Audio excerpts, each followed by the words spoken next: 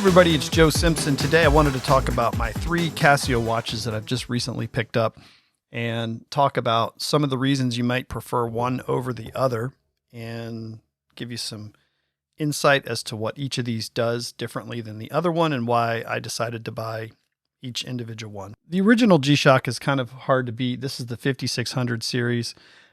This is kind of a remake or a copy of the original, the 90s square body G-Shock that came out. This is waterproof down to 660 feet, and it is the G-Shock, so it's going to have the shock resistance, going to have the crystal display.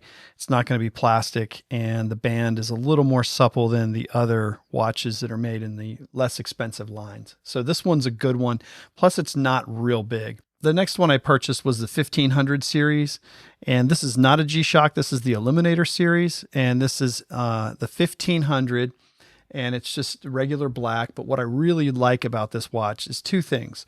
It has a massive face, so you look at it at any time of the day with or without glasses, and you're not going to have any problems whatsoever seeing the numbers in this screen. Sorry about the reflection. I'm catching some glare off my lights. It's big. It's a little bit bigger than the original G-Shock. It wears a little bit fatter on the wrist. You know, if you look at them side by side, this is a little bit narrower, so that's going to be more of a comfort. This is really light though, so you really aren't bothered by the way that it feels when you wear it around. The other thing I like about this is it has the day and the date on top.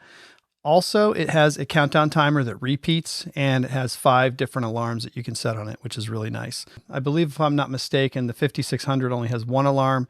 It does have a repeat countdown timer, and they can all beep on the hour every hour. The one I just picked up that I really like a lot, especially for the looks, is the AQS-810W-3AV. That's AQS-810W-3AV. This is an analog digital. It's got a digital readout for the date, and you can also cycle through and you can show like different things in the time window. The only thing that's a little bit weird, always on the right-hand side in this digital display, you're going to see the seconds counting. Like the 1500 series, the AQS-810 has a really large face, and the demarkers for the hours and stuff are really easy to read. Now, the 12, 3, 9 position and the little tick mark below at 6 o'clock position, those are all loomed, and the hands are loomed. So if they're charged up with some bright light and you go into a dark space, you'll see them glow. I will say it diminishes the longer it's without light, so it's not going to be awesome at nighttime. If you want something for nighttime, I would say the 1500, because it has a built-in light and it lights up the whole entire screen, so you'll be able to see that a little bit easier. But if you're going to be walking around and you want something that's not just black or kind of basic looking, this gives you a little bit better style. One major advantage to this watch over all the other watches is this is a Tough Solar. So what that means is that display, that face that you see inside, it actually collects sunlight or light, and it trickle charges the battery, so you don't have to change the battery that often. So this is a really nice watch because it's the Tough Solar. It's going to have attributes that are similar to the G-Shock. It does have a crystal face and it's not plastic, whereas the 1500 is plastic face, but I don't think it really matters. I have a screen protector here on my 1500, and you can't really tell that it has anything on there at all. The AQS-810 has Tough Solar, so it's going to be able to charge continuously.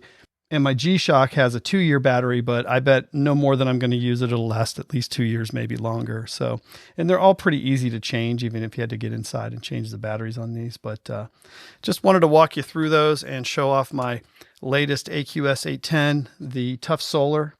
This is really nice, and it looks good on the wrist. It's not black like all the other ones. It's got some orange accents, and there's all different color ranges and things you can get in this watch. Oh, here's the most important thing. This watch is only about 35 bucks. It's a really good deal.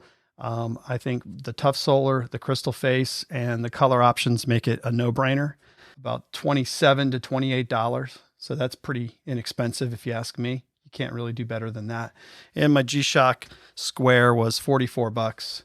You kind of have to figure out what's going to be right for you and decide what you want in a watch and go for it. Or you get a couple. You know, the nice thing is the prices of these watches, I think with all 3 of these, I'm up to only about 120 bucks. So you really can't go wrong. But thanks for watching, guys. I'll talk to you soon.